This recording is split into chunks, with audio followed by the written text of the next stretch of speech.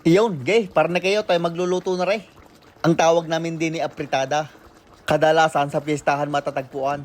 Ay ngayon, din muna sa bahay. Ang gagamitin kong karne din ay ikasim ng baboy. Ginayat ko lang ng pang-apritada at apritada ang ating lulutuin. Yung saktong liliit laang, pagkagayat nyo noon, ilagay nyo sa mixing bowl at lalagyan natin ng kaunting tuyo. Kaunti lang din na ring suka.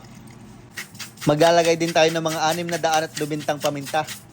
At 450 naman na ring asin. Isa't kalahating kutsarita naman na ring relish. At kaunting sirit na ring pineapple juice. Bagos atin na ring lalamasain para mahalaw. Inyo ng kamayin at nandiyan ang lasa. Magagayat naman tayo ng ating mga gulay. Isang patatas, binalatan ko muna bago ko ginayat ng papagarne. Isang carrots, gayon din ang aking padali, kagaya ng sa patatas. Gayaan lang ang kalalaki. At kung gusto nyo pang dagdagan yan, ay bahala na kayo. Meron din dining bell pepper, kulay pula, isasama na natin. Tinanggal ko muna yung buto bago ko ginayat ng pagayaan. Kahit anong kulay ng bell pepper, pwede. Wag lang violet. Ang sunod naman, aring hotdog.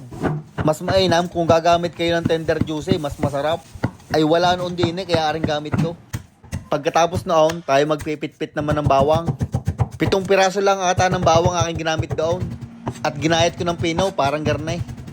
Gagamitin ko na rin aring natira kong kalahating sibuyas na pula.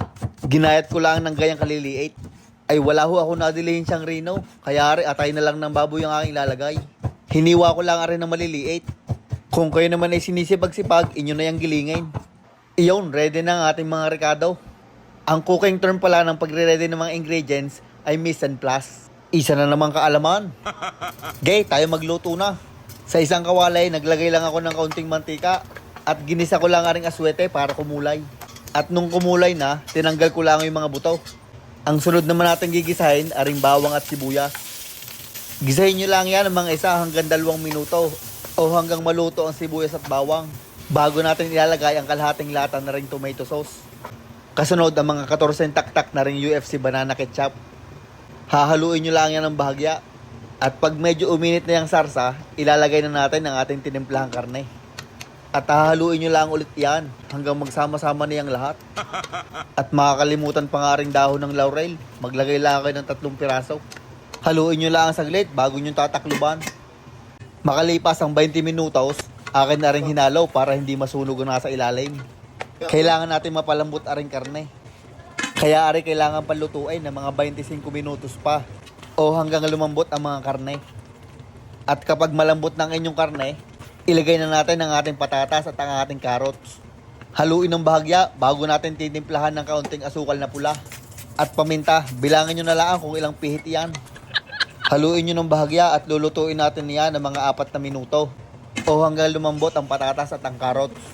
At pag sa tingin nyo lumambot na yan, ihuhulog na natin aring atay ng baboy. Kung kayo may rino, yun ang gamitin nyo. Ay kung wala, edi atay.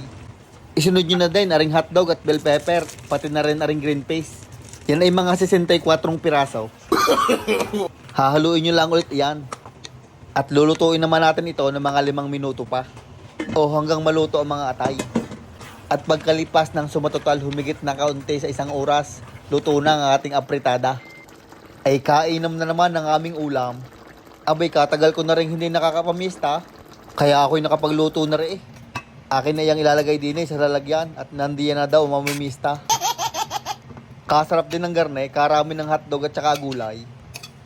Kung minsan, kalahati lang ang nilalabas sa handa at yung kalahati edi itatagaw para apritagaw.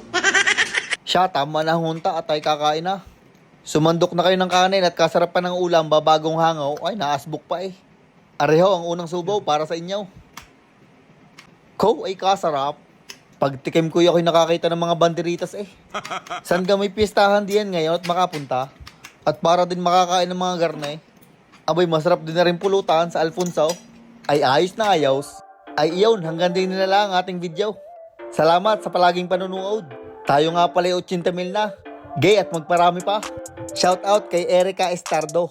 Kay Eljan Katiis from Bulbok, Lipa City. Kay Gerald Mendoza de Chavez II from Sariaya, Quezon. Kay Eman Mendoza. Kay Ivan Joseph Mojeca Jimenez. At kay Raquel Briones. Salamat sa suporta mga idol.